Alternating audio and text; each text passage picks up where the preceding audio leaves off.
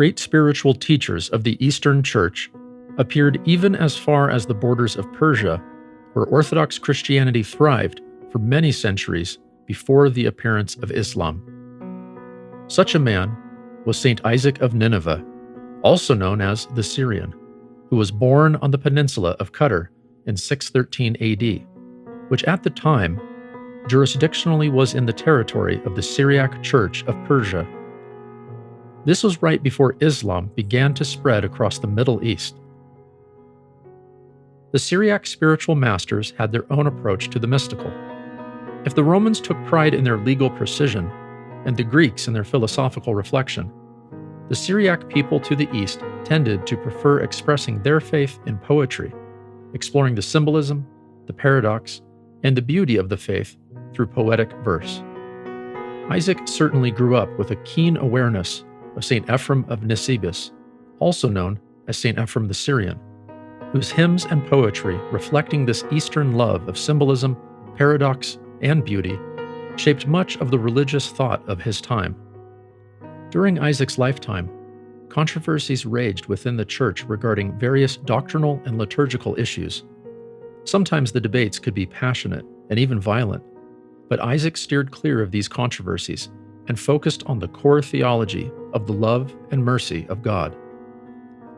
As a young boy, Isaac was of a contemplative nature and tended to avoid theological debates, focusing rather on his relationship with Jesus and the purification of his own heart to reflect the light of Christ. Following in the footsteps of St. Ephrem of Nisibis, he expressed this dynamic in terms of Syriac poetry, where he compares the heart to a mirror made of metal. Just like with the mirror, where in order to make it render an accurate image, the metal must be polished and shined thoroughly and habitually.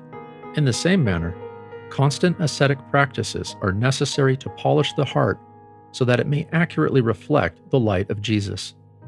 Isaac points out that prayer is not just a meditation, it is a conversation with God. As such, it entails an increasing silence within so that God's voice may be heard. And he explains, love of God proceeds from conversing with Him. This conversation of prayer comes about through stillness, and stillness comes with the stripping away of the self. The goal of ascetic practice is to discern the will of God, while stripping away all desires which impede doing what God would have us do. According to Isaac, regular meditation and prayer polishes the heart in order to remove the dross of our selfish passions and reflect divine light in this world of darkness, thus recovering the blissful nature which God intended for us. At a young age, Isaac entered the monastery at Mar Matthew, near Nineveh, in present-day Mosul, Iraq. Before long, he was mentoring other monks as a spiritual advisor, and by popular acclamation from his brothers, he was soon elevated to abbot. Shortly thereafter, he was named Bishop of Nineveh and was compelled to move to the city. The administrative life, however, did not agree with him as it entangled him with the strife of mundane affairs and doctrinal disputes. He was disgusted by the pettiness and coarseness of city life. Once, 2 Christians came to him, asking him to settle a dispute. One man acknowledged that he owed money to the other, but asked for a short extension. The lender threatened to sue his debtor and force him to pay. St. Isaac, citing the gospel, asked him to be merciful and give the debtor more time to pay. The man said, "Leave your gospel out of this." St. Isaac replied, "If you will not submit to the Lord's commandments in the gospel, then what remains for me to do here?" After about 5 months, Bishop Isaac fled to the desert again and lived as a hermit, eventually settling at the monastery of Rabban Shabur, near present-day Al-Qash, Iraq, about 28 miles from Mosul. Isaac was not alone in his disillusionment with his contemporary church, which was torn by dissension. Many others had fled the cities seeking stillness.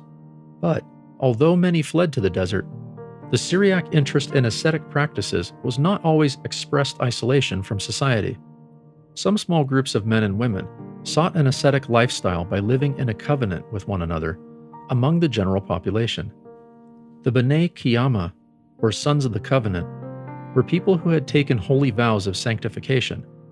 These included two types: celibate individuals called Bethula, or virgins, applicable to both male and female, or Kadisha, holy ones, who were married. There was a particular group within the Bethula who lived in isolation called Ihidaya, an interesting word that can be translated as hermit, but in Syriac, it is also the term used to describe Adam's nature before the fall. It was widely held that baptism and spiritual discipline led to the acquisition of the nature of the second Adam, restoring us to the pre-fall life of Eden on the earthly realm. This understanding reflects an important notion in Isaac's approach to contemplation. Baptism was seen to be the re-entry to the Garden of Eden, made possible by Christ's baptism and resurrection. In other words, it was the beginning of a lifelong journey from the ephemeral world of change to the eternal world of heaven in order to recover the state of existence God intended for us. Our prayerful conversation with Jesus invites Him into our heart so that He may guide us away from the mirage of earthly affectation and develop our senses to perceive the divine. St. Isaac explains, "The nature of the soul is to be a receptacle of blessed light, but when it is moved by affectations, it has abandoned its nature. The understanding of created things is natural to the soul, but contemplation moves it above nature." St. Isaac calls us to step into a blinding light that is perceived as darkness. Effectively, we are moving towards a distant land that is actually our home, forgotten after Adam fell. Although we must go single file along treacherous paths, we are not alone. For he who meditates on God in the night will acquire Him as a housemate. One who is pliable to His will find the angels of heaven to be his teachers. St. Isaac's description of this journey is marked by the Syriac love of metaphor.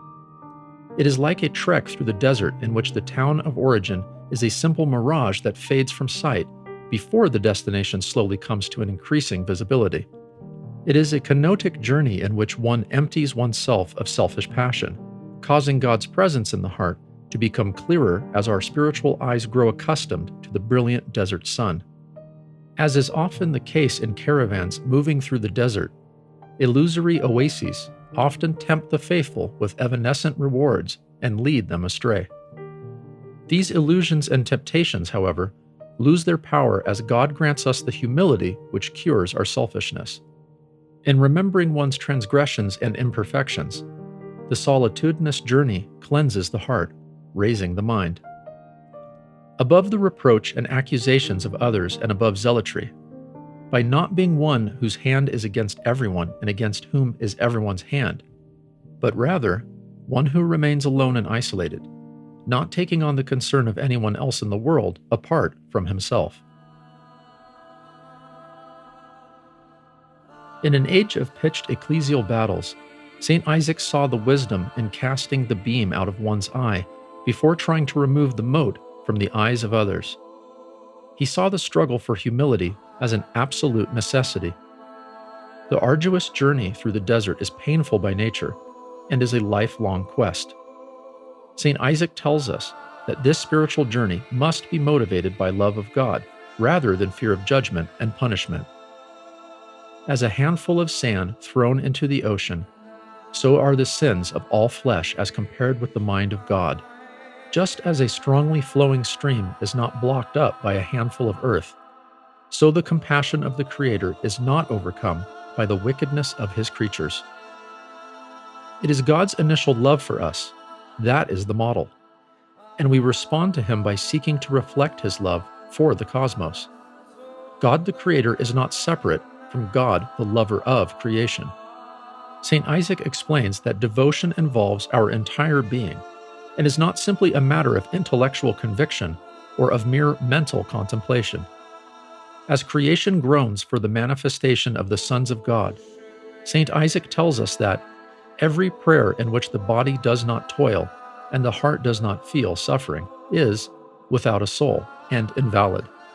Just as a long trek through the Arabian desert implies suffering in torrid heat and profound thirst, we are also moving slowly through arid regions towards our ultimate home. We are in the land of thorns, which Adam experienced after the fall, and until we partake of the heavenly bread, offered in divine love, our labor is in vain, even if it is offered for righteousness' sake. It is the acceptance and reflection of the love of Christ that validates our earthly efforts. He further explains, "Whoever is sustained on love is sustained by Christ, who is God over all." Jesus testifies to this, saying, "God is love." This is the air in which the righteous find delight at the resurrection. St. Isaac went to the desert to contemplate God in solitude. He left behind him a bishopric that was beset with strife. Some may have considered this to be the abandonment of an important post in a time of stress.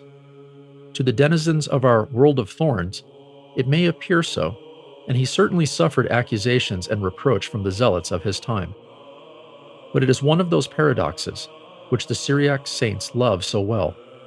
Effectively, in his total surrender to the transcendent God and unwavering desire to fulfill his loving will, St. Isaac made a diocese for the ages to come. Immersed in the love of Christ, he reflected and expressed God's unifying love of creation, and his writings have served as a guide to spiritual pilgrims for over 1,000 years. The kenotic surrender of the self begins in an apparent loneliness, but God, the loving Creator, offers so much more than is initially apparent.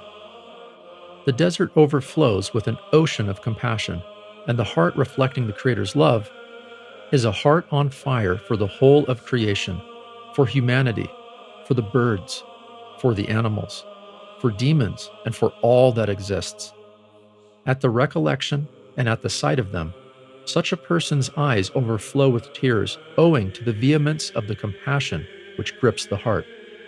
As a result of his deep mercy, his heart shrinks and cannot bear to hear or look on any injury or the slightest suffering of anything in creation. This is why he constantly offers up prayers full of tears, even for irrational animals and for the enemies of the truth, even for those who harm him, so that they may be protected and find mercy. As one treks in solitude across the desert, with Christ as the intimate guide, the loving nature of God outshines all else, and fear is conquered. Paradoxically, the seemingly lonely journey leads to a unity with all. God the Creator is no different from God the Lover. St. Isaac tells us, "This shall be for you a luminous sign of the serenity of your soul. When on examining yourself, you will find full compassion for all humanity, and your heart is afflicted with pity for them, burning as through fire, without making the distinction between one person and another. When the image of the Father becomes visible in you by means of the continual presence of these things, then you can recognize the measure of your way of life, not from your various labors, but from the transformation your understanding receives.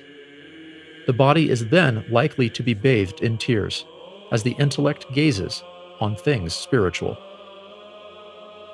St. Isaac the Syrian crossed the threshold to God's eternal reality from his temporary home in the monastery of Rabban Shubur sometime around the year 700 AD.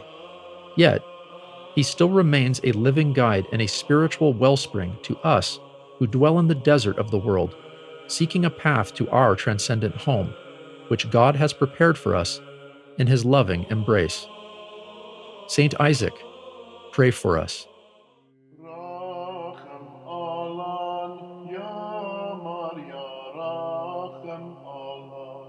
Kad kol mapak bruchanet lan, Ahabauta Elochech dalmaran, Achnechta yemakru Elach Rachem Allan. شوخ البابا والبرونا والروح القدشة يا مريا راخم مالان